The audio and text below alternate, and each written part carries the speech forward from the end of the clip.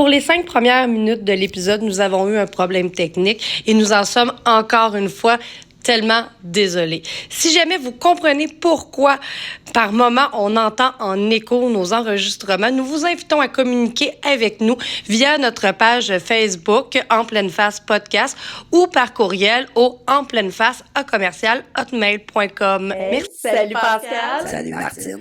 Comment ça va aujourd'hui? Ça va très bien, c'est le printemps au moment d'enregistrer l'épisode. Oui, absolument. Ça commence à sentir la chaleur, la lumière. Donc, aujourd'hui, on parle de quoi, Pascal? Aujourd'hui, on va aborder tous les différents systèmes d'oppression. Évidemment qu'on va l'aborder plus sous l'angle des femmes, parce que c'est principalement... Le sujet, parce qu'on travaille en violence conjugale, donc c'est sûr que c'est ce qu'on connaît le mieux. Exact. Puis on le fait, tu sais, suite aux 2 derniers épisodes qu'on parlait vraiment du féminisme. Puis tu sais, les 2 épisodes qu'on a fait sur le mouvement, je pense qu'on est rendu là un peu là à expliquer c'est quoi les différents systèmes d'oppression, parce qu'on en a parlé dans le passé, on les a énumérés rapidement certains, mais là, on voulait vraiment comme mettre la table pour que tout le monde comprenne les systèmes d'oppression que les femmes vivent. C'est quoi un système d'oppression? Puis on y va avec ça. En même temps, ben, on va vous l'annoncer à la fin de l'épisode, mais c'est aussi pour aider à mieux comprendre le sujet du prochain. Oui, absolument, parce que c'est quand même un épisode qui va être merveilleux. Et rempli. Justement, cette base-là aujourd'hui va permettre de mieux comprendre l'épisode de la semaine prochaine. Donc, on commence avec quoi? On va commencer par la base. C'est quoi une oppression? Hein? De quoi qu'on parle quand on parle d'oppression? C'est dans le fond la dévalorisation d'un groupe par un autre groupe, qui va être fondé sur des hiérarchies, des billets qui sont sociaux, mais qui peuvent être aussi historiques, là, puis ancrés, là. Ça veut dire par rapport à toute la société, à comment que la société est faite. Puis ça peut se traduire aussi par la marginalisation d'un groupe, la persécution, puis la privation de droits. Donc, par les autres, puis c'est des obstacles qui empêchent l'accès à l'équité, puis à certaines identités sociales en particulier, là, quand on va parler des autres systèmes d'oppression, vous allez mieux comprendre pourquoi ça l'empêche d'avancer les systèmes d'oppression. Puis, des fois, on le fait de façon totalement involontaire. C'est comment qu'on a été élevé, c'est ce que la société nous a inculqué, exactement. Donc, c'est pour ça qu'il faut vraiment... On croit que c'est important de revoir tous les... pas tout, parce qu'il y en a encore plus que ce qu'on va vous parler, les systèmes d'oppression, là, puis on veut pas le limiter à ça. Donc oui, s'il y en a un qu'on a vous parler, c'est pas parce qu'il n'existe pas, mais peut-être qu'il fera aussi le sujet d'un prochain épisode où est-ce qu'on voulait se pencher davantage. Donc, c'est ça un système d'oppression. Ça l'empêche un groupe d'avoir sa vraie identité, puis c'est par un autre groupe. Donc, puis avec les oppressions, il y a aussi des privilèges. Quand on parle, j'en ai parlé justement quand on a fait l'épisode du 8 mars sur la Journée internationale des droits des femmes, j'ai dit de se regarder le nombril puis de regarder nos privilèges. Mais dans le fond, un privilège, c'est quoi? C'est un avantage qui est injuste puis qui est pas mérité par quelqu'un. C'est un avantage qui est donné par rapport au fait que tu appartiens à un groupe social quelconque qui te donne de la crédibilité ou qu'on peut croire que tu vaux plus qu'un autre groupe. Donc, c'est ça un privilège. Or, avec un préjugé favorable, sans même que ce soit relié à des compétences quelconques ou quoi que ce soit. C'est juste on présume d'emblée de manière positive tel groupe versus tel groupe. Exactement. Donc, tu sais, là, ça met vraiment un peu la table sur ce qu'on va parler. Puis là, vu que nous, on parle de la femme, tu sais, habituellement, on va y aller avec le premier système d'oppression pour la femme, qui est le patriarcat. OK? Donc, comme on a mis tantôt avec le privilège, le fait de naître homme, c'est le premier privilège qui existe sur Terre, c'est celui-là. Parce que les hommes ont toujours eu plus de droits, plus de pouvoir que les femmes. Mais le patriarcat, c'est un système qui est socio-politique, là. C'est pas juste un mot qui est inventé puis qui a été piqué comme ça. C'est culturel, puis ça valorise les hommes, puis la masculinité au détriment des femmes puis de la féminité. Ce que ça fait, c'est que ça reproduit dans le fond, puis ça perpétue des rôles qui sont genrés, qui sont oppressifs, puis qui sont limitatifs. Puis c'est aussi, tu sais, aussi au envers l'homme, là, parce que ça donne une image de ce que devrait être un homme, puis une image de ce que devrait être une femme, puis ça place la femme dans une situation économique dangereuse parce que le patriarcat, tu sais, c'est toute la société qui l'a créé. Dans toutes les sociétés, ben, que ce soit été par l'Église, Ouais. que c'était des hommes, que c'était des hommes politiques. Au début, il n'y avait pas de femmes dans la politique, donc les décisions étaient prises par des hommes pour des hommes. Ouais. Donc, c'est un peu ça qu'il faut qu'on veut déconstruire. Fait quand on parle de patriarcat, c'est quand, mettons, un homme, il est là, puis il veut décider pour la femme, ou un groupe de personnes, mettons, en politique, qui prennent des décisions sur, mettons, le corps d'une femme ou... L'avortement. Exactement. Donc là, on est vraiment dans le patriarcat. Donc, c'est le premier système d'oppression qu'une femme vit. Donc, tu sais, quand on demande aux personnes de regarder leurs privilèges, ben, tu sais, oui, on demande aux hommes d'admettre qu'ils sont hommes et qu'ils ont déjà ce privilège-là. Puis je dis pas qu'il y a pas d'hommes qui ont pas de système d'oppression puis qui vivent pas leurs des enjeux. OK? Il y en a plein, oui, mais là, nous, on parle des femmes. Ouais. Fait qu'on va se concentrer sur les femmes. Puis le patriarcat est aussi justement un élément favorisant la violence conjugale. Exactement. Comme on l'a déjà mentionné dans le Ben passé. oui, parce que dans le fond, tu sais, je veux dire, vu que ça perpétue les stéréotypes, ben un homme qui est en colère puis qui est fâché puis qui a des comportements agressifs, ben ça va être excusé, pardonné, justifié, normalisé, banalisé. Puis là, la femme qui peut vivre ça, puis je dis pas que l'inverse n'existe pas, ben là, c'est sûr qu'elle est en position où est-ce que elle, si elle réagit de cette façon-là, ben je veux dire, on va pas se le cacher, là, on n'est pas encore très très loin du moment où est-ce qu'on se faisait traiter de folle hystérique, là.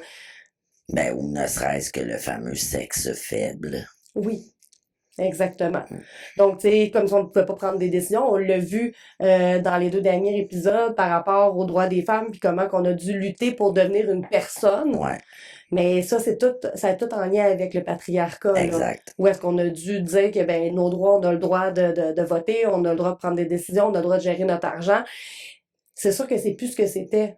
Mais quand une société est fondée sur des bases patriarcales, on s'en sort pas, là. Il faut les déconstruire, là. Puis c'est très long. Puis tu sais, la preuve en est que, justement, même encore aujourd'hui, en 2024, oui, nos gouvernements font vraiment des efforts à ce qu'il y ait une certaine parité au niveau hommes-femmes, en lien avec la politique, pardon. Mais en même temps, tu sais, on entend aussi régulièrement dans les médias des femmes qui ont dû quitter parce que, justement, c'était... très, très difficile, voire même agressif comme les comme commentaires, milieu pour les les femmes. commentaires pour les femmes, là, on va pas se le cacher, là. Les hommes, on va les traiter d'imbéciles, mettons, quand ils prennent des mauvaises décisions, on va dire qu'ils gèrent mal, son ministère ou peu importe. Mais une femme, on va aller jusqu'à attaquer son physique, de quoi qu'elle a l'air. Ouais. Comment qu'elle s'habille, si elle a de l'air fatiguée, ouais. Exactement. Tu sais, puis on va reprocher à certaines femmes d'avoir des enfants. Ben là, t'es en politique, ben oui, mais avoir des enfants, mais Tu un peux pas homme, t'investir oui. Parce que t'as des enfants, ou au contraire, t'es pas une bonne mère parce que tu t'investis dans ton Oui. travail énormément. Fait que le stéréotype perdure du fait que, tu sais, c'est quoi une bonne mère, c'est quoi être à la tête d'un parti politique ou d'être dans un ministère quelconque, d'être représentant à l'Assemblée, tu sais, nationale, mais c'est tout ça là qui a un impact. Donc oui, il y a plus de femmes, mais les femmes font face encore à beaucoup de préjugés, puis à des commentaires qui ont aucun rapport avec leurs compétences. Parce que rarement, on va nommer la compétence de la personne quand on va la discréditer. On va parler de d'autres choses qui n'ont aucun lien avec son travail. Effectivement, ouais. Donc moi, quand on parle du physique d'une personne, là, je débarque tout de suite, là, ça fonctionne pas. Je veux dire, c'est quoi le lien entre le physique d'une personne et ses capacités? Il y en a pas. Fait qu'on va arrêter à un moment donné, mais c'est là où est-ce qu'on dit que dans la politique, le patriarcat est encore là. Puis oui, il y a plus de femmes, puis moi, j'encourage les femmes à être là. Encore une fois, on parle de notre pays, de notre Oui, province, oui. Québec, Canada. Tu sais, si on fait le parallèle avec la planète, patriarcat est encore immensément Oui, présent. Il l'est pour nous, mais pour d'autres pays, c'est que ça, là. oui, absolument. Les luttes sont pas à la même place. On en a parlé aussi dans d'autres épisodes, là, où est-ce que ça fait partie aussi de notre responsabilité en tant que féministe de se De poser des poursuivre questions ces sur luttes-là, ouais. nos consoeurs qui sont ailleurs sur la planète, puis que ils sont en train de faire des luttes que peut-être nous, on a déjà fait. Qui ont pas les mêmes privilèges que nous. Exactement. Mais justement, en ayant nos privilèges, ben, il faut les reconnaître, Mm. ces privilèges-là, puis de donner la voix à celles qui les ont pas, ces privilèges-là. C'est un bout qui est difficile parce qu'on pense souvent juste à notre propre nombril, mais penser des fois au nombril des autres, ça fait du bien Ouais, pour l'humanité complète. ouais. Donc, est-ce que tu avais quelque chose à rajouter sur le patriarcat? Non. Donc, tu sais, on peut continuer, il y en a plein. OK? Ouais. Mettons qu'on y va avec l'agisme. Mais on l'a expliqué rapidement la dernière fois, mais j'aimerais ça qu'on revienne parce que c'est vraiment une discrimination qui est basée sur l'âge, OK? Je dirais que c'est comme si la personne est jugée, incapable de faire une chose parce que à cause de son groupe d'âge à lequel elle appartient. Ça peut être par rapport, mettons, aux jeunes. OK? Parce que là, on va souvent parler des personnes âgées, je vais en parler après, mais je vais Ouais. parler des jeunes parce qu'il y a beaucoup, beaucoup, beaucoup d'âgisme qui est fait envers les jeunes. De nommer qu'une personne qui est plus jeune ne pourrait pas être à la tête d'une organisation parce que Elle aurait pas les compétences. exactement. Ou de dire que tu sais, nos jeunes de 14-15 ans, ben ils sont lâches puis ils veulent pas travailler. C'est de l'âgisme. Parce que peut-être qu'ils vivent pas dans la même société dans laquelle nous, on vivait puis que les conditions sont pas les mêmes, puis les réalités ne sont pas les mêmes. Puis les valeurs d'une société changent, évoluent aussi, Oui. là, tu sais, au fil des générations. Ouais. Tu sais, moi, je vais juste faire un parallèle. Moi, quand j'étais jeune, on avait hâte de quitter, de partir en appartement, d'aller étudier. En même temps, aujourd'hui, c'est pas possible pour les jeunes de le faire. Fait que oui, ils vont rester à la maison plus Ouais, longtemps. même s'ils voudraient, là, avec tous les, justement, les coûts des loyers. Exactement. Fait que, Puis, tu sais, en tant que parent, on va garder nos enfants plus longtemps. Absolument. On va les laisser étudier puis tout ça. Puis en même temps, ben, on veut tellement que nos enfants réussissent que est-ce que c'est vraiment si important que ça d'avoir un travail? À part de peut-être payer tes propres petites dépenses. Fait que tu sais, de dire qu'ils veulent pas travailler, je suis pas d'accord avec ça. Parce que dans le fond, là, tu fais de l'agisme. C'est pas qu'ils veulent pas. C'est parce qu'ils ont d'autres choses, ils veulent aller plus loin. Oui, puis ils ont d'autres enjeux, puis peut-être d'autres barrières que, mettons, moi, dans ma génération, on avait moins. Puis au niveau des valeurs, encore une fois, j'y reviens, mais les valeurs changent, évoluent. Fait que oui, tu sais, dans mon éducation à moi, ben, la valeur du travail, effectivement, était très, très, très inculquée. Puis maintenant, ben, il y a beaucoup aussi avoir une qualité de vie, là, tu sais, qu'on sent qui est très présente, là, dans la nouvelle génération. Pour vrai, c'est bien oui, correct mais aussi. pour vrai, je veux dire, tu sais, je veux dire, moi, je travaille beaucoup, j'aime travailler, puis tout ça, ça fait partie de mes valeurs, mais en même temps, je regarde les plus jeunes qui focus sur la qualité de vie, puis wow, on a beaucoup à apprendre des autres générations, puis je pense qu'il faut arrêter de les juger par rapport à leur âge, puis peut-être juste leur demander c'est quoi leur but, leur objectif de vie, puis vous allez vous rendre compte, je suis pas mal certaine que c'est parce que leur objectif concorde juste pas avec le vôtre. Puis c'est correct, on en a tous des objectifs différents. Puis ça va aussi un peu avec les personnes qui sont plus âgées. Ou est-ce que là, mettons, pour des travails, on les engagera pas, on regardera même pas les CV parce que, ben là, il est trop vieux, Ou il y a trop d'expérience. il va partir pour la retraite dans pas long, fait que pourquoi je l'engagerais? Ben, Ou dans un même milieu de travail où est-ce que on a donc hâte d'avoir le poste de la plus ancienne, puis que là, on a-tu hâte qu'elle saque son camp pour, tu sais, bon, là, je donne une image, là, oui. mais c'est tout, c'est ce type d'exemple-là là, qui peuvent représenter ce qu'est l'agisme. Puis tu sais, avec les personnes qui sont plus âgées, puis tu sais, je parle plus âgées dans le sens que, tu sais, des fois c'est physiquement qu'on paraît plus âgé, puis ça arrive, on vieillit pas tous de la même façon physiquement, mais tu sais, c'est de prendre aussi pour acquis qu'une personne, ben, parce que c'est une personne âgée, elle peut pas faire telle chose. Ben, c'est pas vrai. Je veux dire, on peut faire... La conduite automobile aussi des personnes âgées Oui, est un enjeu. Oui, je comprends aussi d'un autre côté l'enjeu de sécurité là, dans certains cas, mais c'est pas vrai que c'est la majorité des personnes ils repassent des âgées. examens, là.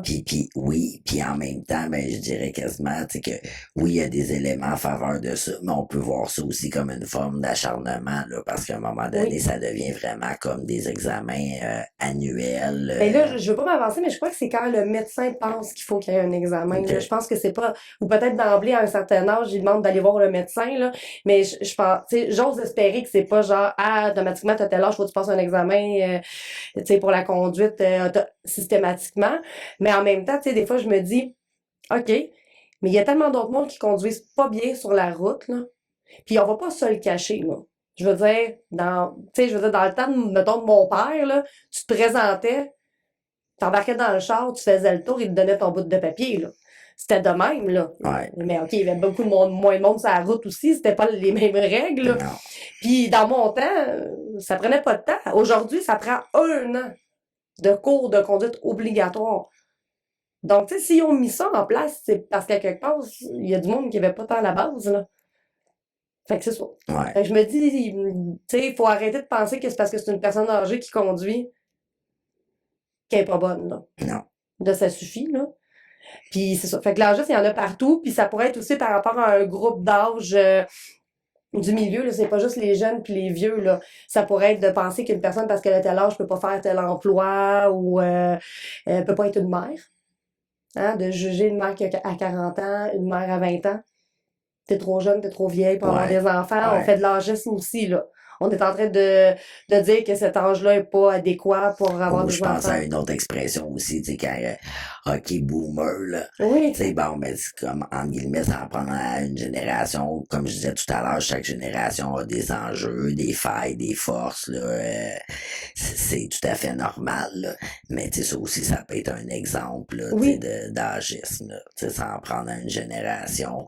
Peu importe les raisons, là. Je dis pas qu'il y a absolument rien de vrai dans ce qui est critiqué au niveau de cette génération-là, mais il en demeure pas moins qu'encore une fois, il faut pas en faire une globalité, puis Non, puis en fait, tu sais, je veux dire, ce groupe-là a fait des choix à ce moment-là avec les valeurs qu'il y avait, puis avec les connaissances aussi qu'il y avait, puis dans la position sociale qui était.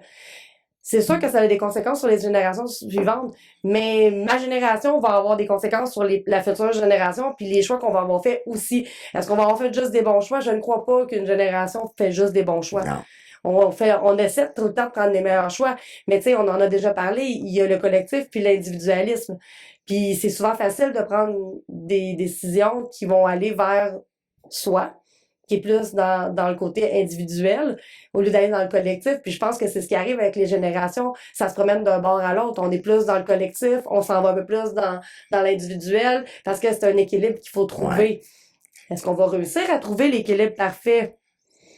Je serais peut-être pas là pour en parler, Non, je penserais mais, pas non plus, là, mais mais je pense que bref, c'est un peu ça, c'est d'essayer d'évoluer puis de trouver un équilibre.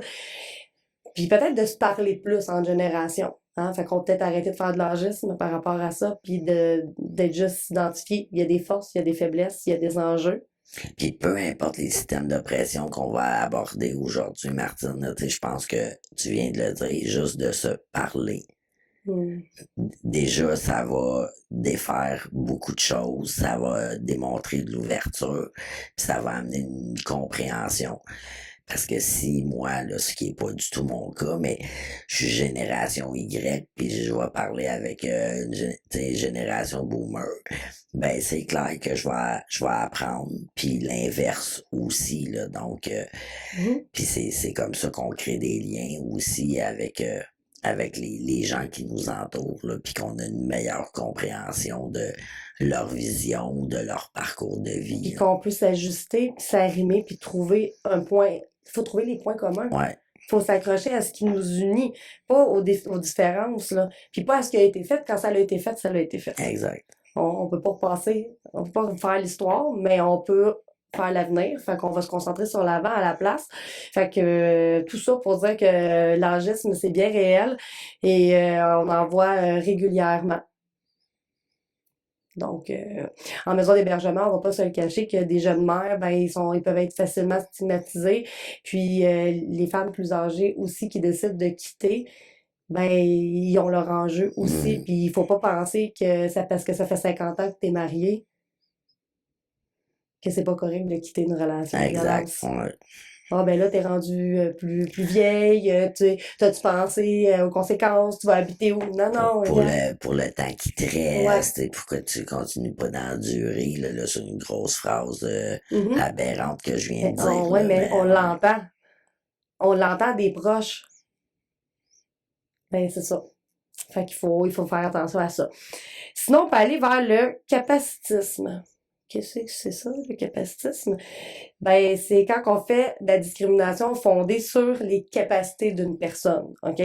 Que ça soit mentale, neurologique, intellectuelle, émotionnelle, physique, OK? Puis que on pense que cette personne ne sera pas capable de faire quelque chose, qu'elle sera pas productive. Euh, c'est comme si on maintenait des obstacles invisibles pour ces personnes-là. Puis on continue dans certains cas, en tout cas, d'entre eux, de les victimiser, là. Oui. Tu sais, par rapport à, si on pense à une personne à mobilité réduite, ben justement, elle est à mobilité réduite, mais tu sais, il faut pas faire un plus un, ben il faut pas faire l'équation que, ok, elle marche pas vite, mais son cerveau va pas vite, là, ça n'a aucun rapport, Non, là. mais ça, c'est ça. Puis souvent, c'est ce qui va se passer. Puis, ben, en maison d'hébergement, on le voit dans le sens où est-ce que les femmes qui sont à mobilité réduite, c'est plus difficile pour elles de quitter une relation de violence parce que un endroit qui va être adapté, il y en a pas Pour elle, beaucoup. ouais. Il y en a pas beaucoup, on va pas se le dire. Puis les maisons d'hébergement doivent travailler fort pour adapter les milieux. Donc ça en fait partie du capacitisme, ça. Parce que on prend pour acquis que la personne ne sera pas capable. Puis après ça, ben, il y a aussi notre responsabilité à nous de lui permettre d'être capable. Hmm. Donc de lui offrir un milieu où est-ce qu'elle va pouvoir être à son plein potentiel puis être autonome. Ben, il y a un exemple qui me vient en tête, là, justement, que nous, on a, là, à la maison d'hébergement pour laquelle on travaille, Regard en elle. Par exemple, une femme qui souffrirait de surdité, ben, au niveau du système d'alarme intérieur de la maison, au cas où la femme n'entendrait pas, ben, il y a une lumière qui s'allume dans la chambre aussi. Oui. Donc, ça donne une chance, dans le fond, à la personne de pouvoir réaliser qu'il y a quelque chose qui va pas, puis qu'elle doit quitter. Mais c'est un peu ça que je trouve qui est comme un point qui est super important, c'est de dire, ben, la personne, c'est pas qu'elle est pas capable, elle a des limitations, c'est correct, mais c'est à nous d'adapter pour cette personne-là. Tu sais, on peut pas dire, ben, t'es pas capable, c'est pas ça. Elle est capable de tout faire si elle a les outils pour le faire. Exact. Je veux dire, Puis l'autre idée qui me vient en tête aussi en lien avec cette forme d'oppression-là, c'est les personnes âgées. Bon, tu sais, ben, déjà, une personne qui souffre de surdité, on va parler plus qui est fort. malentendante, qui est pas nécessairement sourde totalement, on y crie quasiment par la tête. Mhm. Ou même si elle n'a pas de problème d'audition en tant que telle, ben, une tendance à parler fort aux personnes âgées d'emblée, comme si Mhm. elles avaient tout un problème, là, Ouais. au niveau de l'audition, justement. Puis d'infantiliser aussi les personnes âgées, là, Oui, tu sais, là. ben, souvent, mettons, je donne un exemple, je vais donner l'exemple de mon père parce que c'est proche de moi, mon père est malentendant, puis ben, je l'accompagne dans ses différents suivis médicaux, et c'est tout le temps à moi qu'on s'adresse. On s'adresse pas à mon père pour lui expliquer. Puis à toutes les fois, je dis, ben, moi, je suis juste l'accompagnatrice, là. J'accompagne mon père parce que ça le stresse d'aller, mettons, à l'hôpital, puis de se parquer, puis de se diriger, puis il aime pas ça. Je l'accompagne, mais c'est son suivi. S'il comprend pas, je réexpliquerai. Hmm. Moi, je suis là pour l'accompagner. Je suis pas là. Il est pas inapte, mon père, là. Je suis pas la mère de mon père, là. T'es pas la courroie de transmission, là. Non. C'est lui, mettons, le client ou le patient ou peu importe, là, dans le contexte, mais ouais, je comprends. Puis on a laissé mon numéro de cellulaire parce que c'est plus facile, parce que des fois, mon père, il comprend pas quand il donne des rendez-vous. Puis là, souvent, ben, ils vont m'appeler, ils vont me dire, on va donner un rendez-vous à votre père, nanana, telle date. Puis je dis, ben, je vais vous rappeler pour confirmer, je vais valider avec lui. Puis souvent, ben, ils sont pas contents.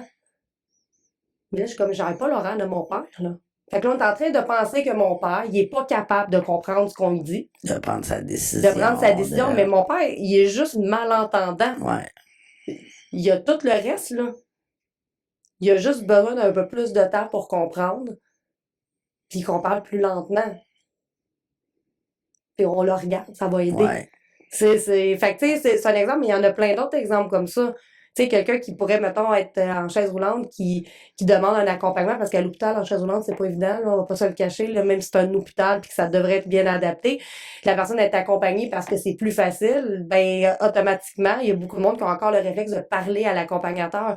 Fait qu'on est dans le capacitisme, là, en ce moment. Tu sais, c'est pas comme si la personne le demande. Tu sais, moi, c'est déjà arrivé, mon père, à un moment donné, Ouais. qui a déjà dit, OK, ben là, je comprends rien.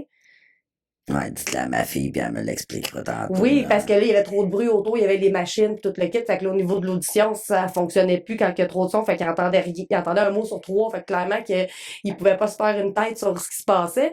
Sauf que, est-ce qu'on peut attendre que la personne le nomme, qu'elle a besoin de soutien, puis pas prendre pour acquis qu'elle est pas capable, puis on va passer par ailleurs parce que c'est plus simple. Ouais. Parce que c'est souvent pour ça, hein, que c'est fait. Ah, ben là, c'est la voie la plus facile. C'est moins long, c'est Ils ça. seront pas capables anyway, fait on va faire ça. Ben, on enlève l'autonomie des personnes quand on fait ça. Fait que c'est un autre système de pression. Ouais. Sinon, on peut aller sur, mettons, si on va sur le cisgenrisme puis l'hétéronormativité. C'est difficile à concevoir pour beaucoup de personnes parce qu'ils l'ont pas vécu. Mais le cisgenrisme, c'est de penser qu'une personne, son identité de genre, OK, concorde avec les organes génitaux qu'elle a à la naissance. Donc, je me considère femme, ben, je suis une femme par mon sexe. Dans le fond, j'ai une vulve, donc je suis une femme. Mais ça se peut que ça ne concorde pas. Puis, il y a plein de personnes qui automatiquement se font étiqueter ou, tu sais, de se faire mégenrer, là. Ben, c'est ça, c'est de prendre le monde automatiquement. T'es une femme, t'as l'air d'une femme, fait que moi, je t'étiquette comme une femme. Mais ça, c'est tout un concept social. C'est un système de pression pour ces personnes-là de prendre pour acquis que ça concorde. Puis je pense qu'on peut être plus humain. Puis ça nous regarde pas. En fait, là, je veux dire, ce que la personne, c'est son identité à elle. C'est pas la mienne, c'est pas celle. Demandons aux personnes, c'est pas compliqué. Tu sais, comment tu t'appelles? Commençons par appeler le monde par leur nom, là. Je veux dire, la base, là. Puis, oui, on peut faire des erreurs, ça peut arriver, là. Mais on peut-tu le reconnaître qu'on a fait une erreur? Puis après ça, juste demander à la personne comment elle veut qu'on l'appelle. C'est simple, là. C'est pas si compliqué que ça. Puis oui, on va en faire des erreurs. On est socialisé de façon à ce qu'on étiquette homme-femme, puis tout ça, mais c'est ce qu'il faut déconstruire, cet automatisme-là. Puis, ben, au niveau de l'hétéronormativité, c'est de penser que tout le monde est hétérosexuel. Tu sais, de demander, ah, pis t'as-tu une petite blonde? On peut-tu juste dire, t'as-tu quelqu'un dans ta vie? As-tu rencontré quelqu'un? Ouais, juste dans la formulation, ça peut faire une énorme différence. Ben, on met une pression sociale sur ces personnes-là, puis si on parle d'une personne qui est en questionnement, ben là, on la mélange parce que dans sa tête, ben tout le monde autour d'elle a des attentes. Peut-être pas, c'est peut-être pas conscient. Mais cette personne-là peut percevoir ça comme des attentes, là. Mais là, tout le monde pense que je suis aux filles, puis tu sais, que je vais avoir une blonde, puis là, je le sais pas.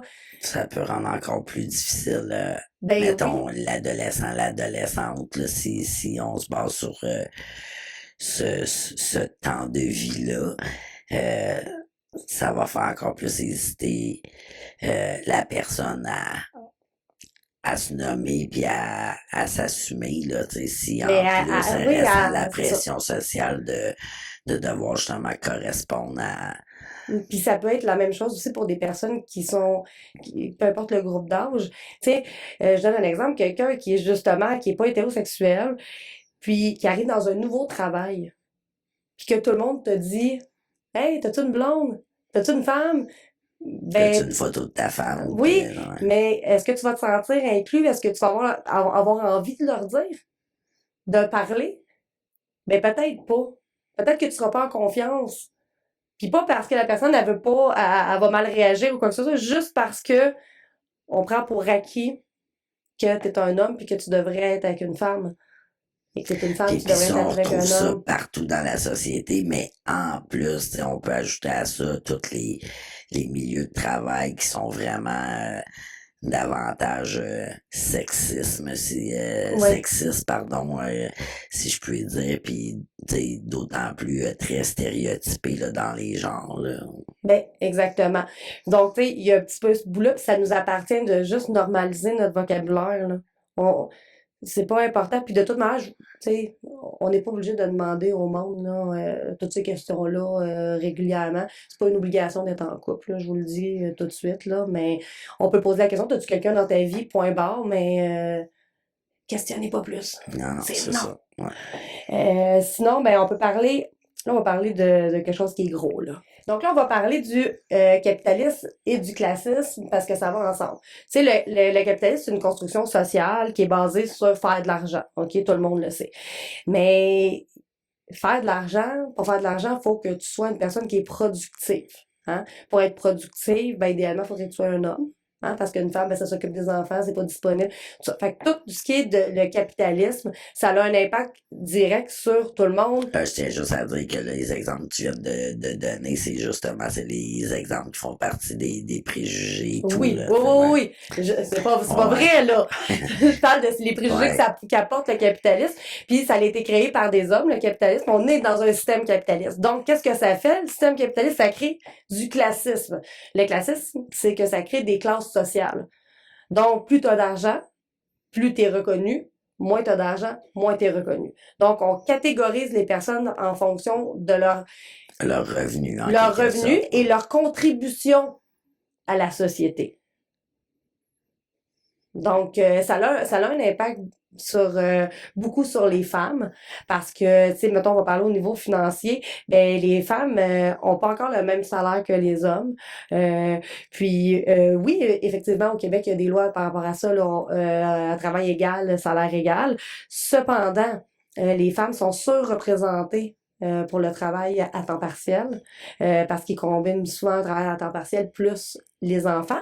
S'occuper des enfants d'une maison, ce n'est pas un travail qui est payé, qui est valorisé. Donc, c'est comme si on ne contribuait pas assez à la société. Puis je dis pas qu'il n'y a pas d'hommes qui font ça, là, parce qu'il y en a, oui, effectivement. Mais il faut prendre conscience que ça a un impact économique important chez les femmes. Donc, oui. C'est un système de pression qu'il faut prendre en considération.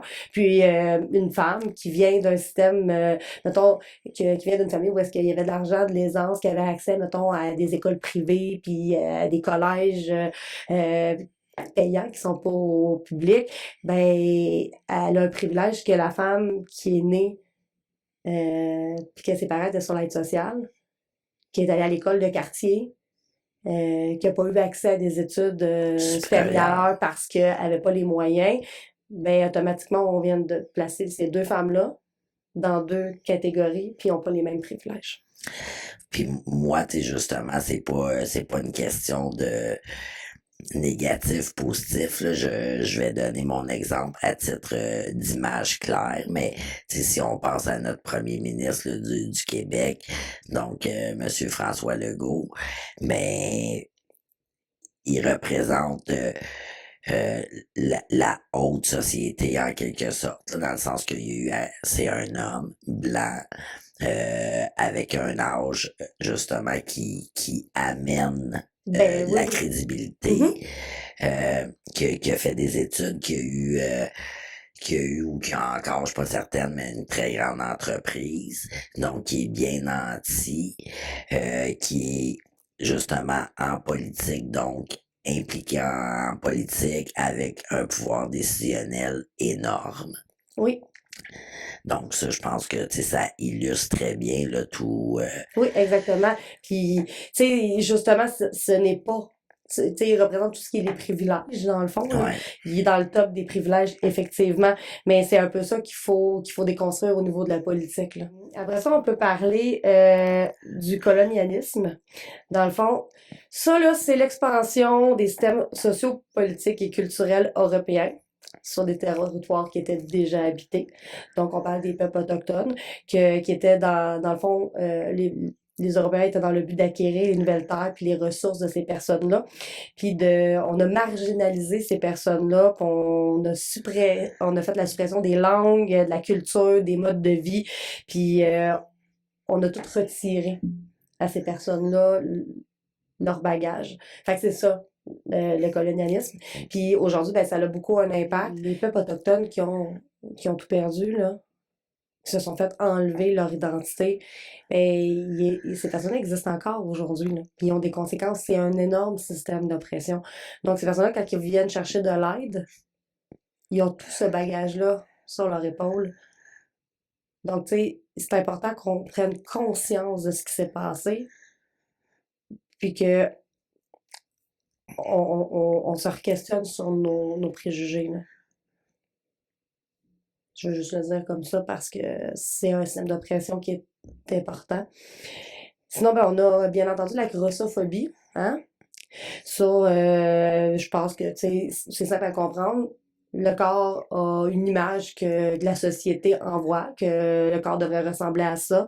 Puis, si c'est pas le cas, ben, les commentaires fusent pour modifier le corps, faire des efforts. Puis, la personne est souvent perçue comme lâche, incapable, n'étant pas en bonne santé, puis tout ça par rapport à son poids. Puis, c'est davantage sur les femmes que sur les hommes. Ouais. Donc, les attentes au niveau des femmes, puis tout ce qui a par rapport à l'image corporelle.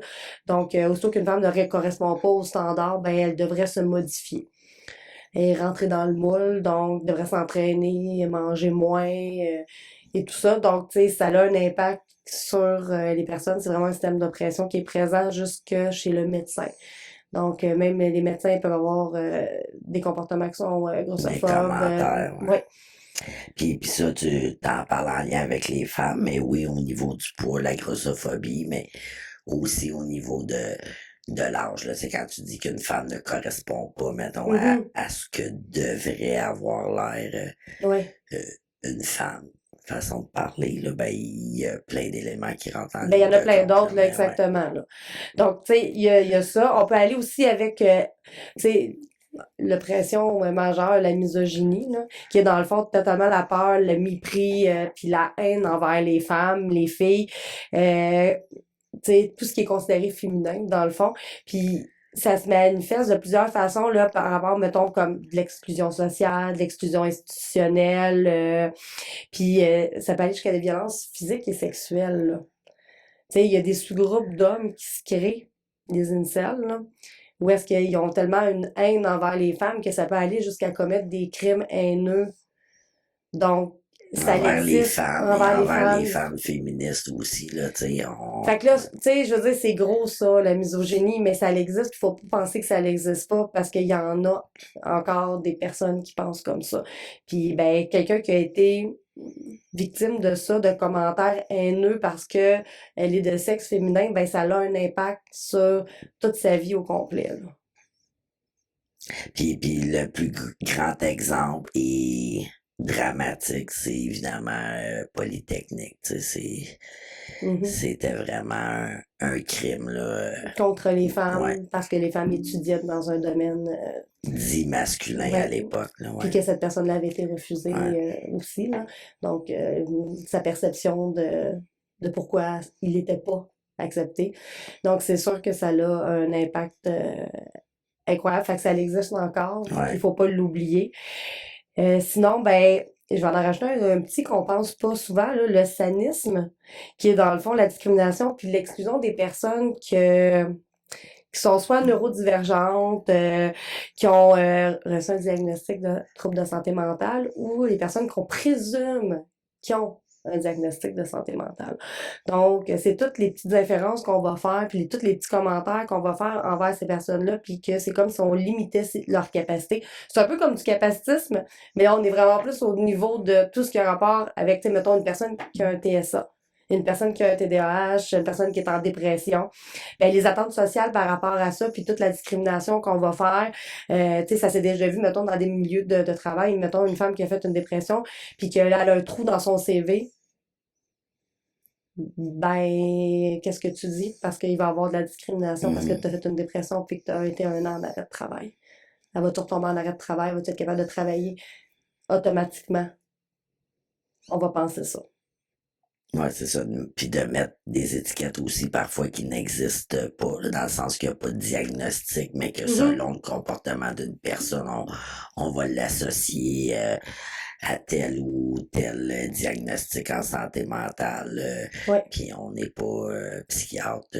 On n'est pas habilité à faire ça. Puis de toute façon, peut-être que nous aussi, on a des comportements.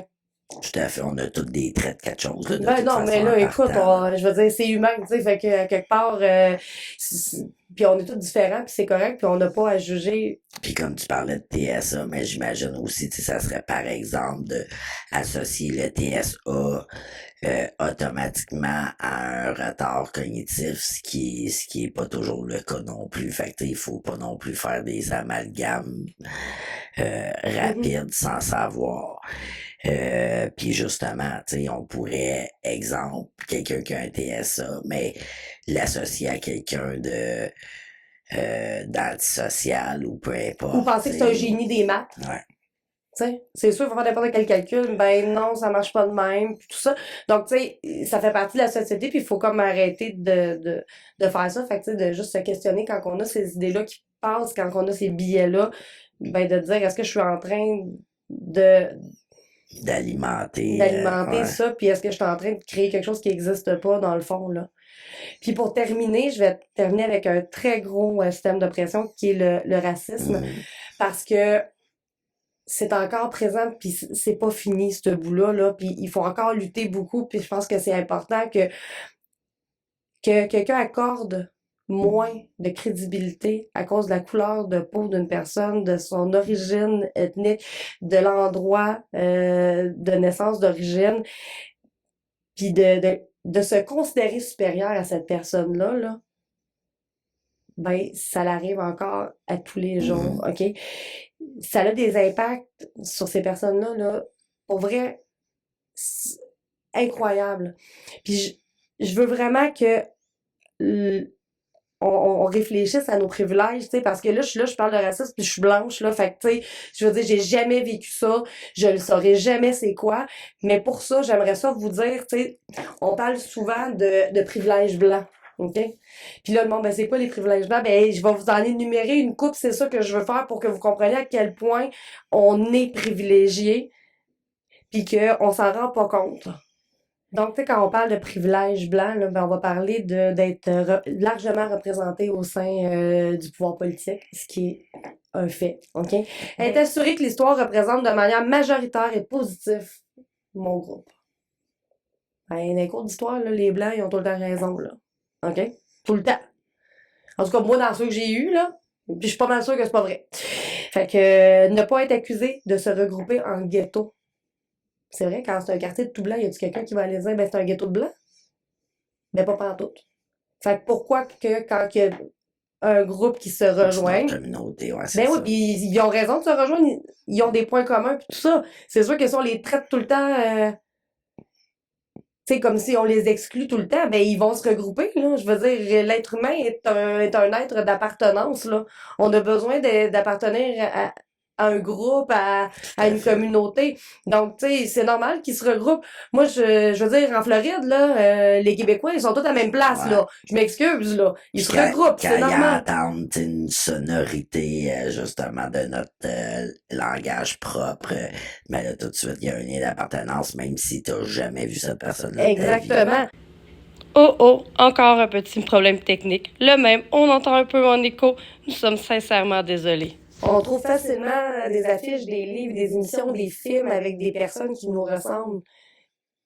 Les enfants, c'est facile de trouver une poupée. qui a vraiment, à laquelle la personne, l'enfant peut s'identifier. Tu sais, là, un bout super important, là.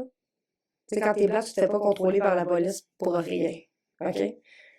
Puis pour vrai, là, tu sais, je veux pas entendre le monde chialer sur le fait, oui, c'est vrai, là, qu'on se fait pas arrêter pour rien. Des contrôles, il y en a toujours. Ouais. C'est sûr que si ton mofleur traîne à terre, j'espère que tu vas te faire coller. Je m'excuse, là. Tu mérites une bonne vérification, là. Tu sais, ou si t'es fiché, ça se pourrait, là. Mais c'est pas à cause que ta couleur de peau est différente que tu te fais arrêter pour vérification sans aucun Ouais, parce motif. qu'on partira pas d'emblée avec des préjugés négatifs Non. parce que t'es blanc. Mais Ben- ce qui n'est pas le cas envers d'autres communautés.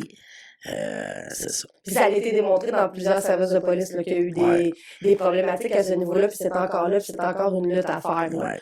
Puis on n'a pas besoin de nous de se justifier au nom de tous les Blancs. Mais les autres communautés, là, ben souvent, là, ils sont tellement garrochés des accusations en groupe, c'est pas individuel, c'est un groupe, ce groupe-là ici, ce groupe-là, que un seul individu doit s'excuser pour sa communauté au grand complet, ou se justifier, ou Ou se s'expliquer. dissocier. Oui, il est obligé de dissocier de sa communauté. Mais voyons donc, là, nous, on vit jamais ça. Puis, automatiquement, ben, quand t'es blanc, ben, tu te sens bienvenu n'importe où est-ce que t'arrives. Tu vas avoir des repères, tu sais, peu importe que ce soit la langue, que ce soit la couleur de peau, tu as des repères. Quand tu viens de notre communauté, ben non, ça se peut que tu te sentes pas à l'aise automatiquement quand tu arrives à quelque part. Fait que c'est ça, c'est Ça se tout. peut que tu sois pas accueilli aussi ouvertement et chaleureusement. Puis, ouais. Puis se questionner, de savoir qu'est-ce que les autres pensent, qu'est-ce que les autres vont dire continuellement. Donc, tu sais, on a tous ces privilèges-là. OK? Puis, il faut qu'on en prenne conscience. C'est super important. Puis C'est quand ça on qui en va parle- aider à les amoindrir, là, ces écarts-là entre les races, là, dans le cas du racisme, mais peu importe le type d'oppression qu'on a vu aujourd'hui, si on se pose pas les questions, si on reconnaît pas nos privilèges, si on ne reconnaît pas nos préjugés envers tel ou tel de ces aspects-là, ben c'est sûr que tu sais qu'il y aura pas d'évolution possible. Là. Fait que c'est important que chacune, c'est ça, se pose des questions, fasse une petite introspection, puis voir qu'est-ce qu'on peut. Puis tu sais, ces privilèges-là, Qu'est-ce vous les qu'on peut avez pas, changer? on les a pas demandés, ils Non. nous sont donnés d'emblée. Fait que tu sais, ce qu'on vous dit, c'est pas de renier les privilèges. C'est distribuer votre chance, là, partager Oui. votre. Ouais. Exactement. Tu sais, je veux dire, on peut donner des leviers, mais devenons des leviers, donnons la voix à ceux qui en ont besoin, tendons la main, puis prenons pas pour acquis tout ça. Parce que on n'a pas travaillé pour les avoir, ces privilèges-là. Puis c'est ce qui m'amène aussi, tu sais, à un petit peu annoncer les couleurs pour l'épisode de la semaine prochaine. Oui. Comment qu'on fait pour Ben, se servir de tous ces systèmes de pression-là? Fait avec ce que je viens de dire, ben tu sais, c'est un peu ça aussi comme organisme qu'on a fait en lien avec les différents partenaires justement au niveau de la violence conjugale, mais c'est d'ajouter l'intersectionnalité. Là, dans le fond, l'intersectionnalité, c'est tous les différents systèmes d'oppression justement qui sont réunis Oui. et qui ajoutent dans le fond à la lourdeur, à la difficulté, au risque de subir diverses formes de violence. Donc c'est ça qui amène à ajouter une branche à notre approche féministe. Fait que la semaine prochaine, dans le fond, on va parler de l'approche féministe intersectionnelle. Avec une invitée. Avec une invitée en or. Oui, absolument. Donc, c'est ça, on a très hâte là, Ouais. de vous montrer ça la semaine prochaine. Donc, vous avez la table qui est mise sur tous les systèmes d'oppression, puis la semaine prochaine, avec notre sujet, c'est ce qu'on va faire. On va rapper tout ça pour vous dire comment qu'on fait pour... Tendre vers ça là, dans Oui, nos mais dans le fond, c'est interventions. l'équité, hein, parce qu'il y a l'égalité, mais il y a l'équité, puis ben, c'est deux choses différentes, mais il faut il faut trouver des solutions pour être ensemble. Fait que c'est ce qu'on va voir la semaine prochaine. Faire des pas un vers, tu sais, en direction de l'autre, là, c'est toujours positif, je pense. Oui. Fait que sinon, on nous trouve où, Martine? Facebook, TikTok, Instagram, bien entendu, YouTube. Pour ceux qui aiment mieux en audio, ben Spotify, Apple Podcasts, Amazon Music. Notre hébergeur, c'est Buzzsprout. Donc, vous pouvez aussi aller directement là. Sinon, ben, votre plateforme préférée. Puis si on n'est pas dessus, ben dites-nous là, on va travailler fort pour réussir à être sur votre plateforme. Puis en attendant. En attendant, mais je veux juste ajouter aussi de pas hésiter à aimer, partager notre vidéo, là, tu sais, ça, c'est très aidant, ça serait grandement apprécié. Un petit commentaire aussi en dessous, on aime ça vous lire, n'hésitez pas. Donc, c'est ça. Sinon, ben, on va y aller fidèle à nos habitudes. Je vais vous dire de prendre soin de vous. À la semaine prochaine! Bye!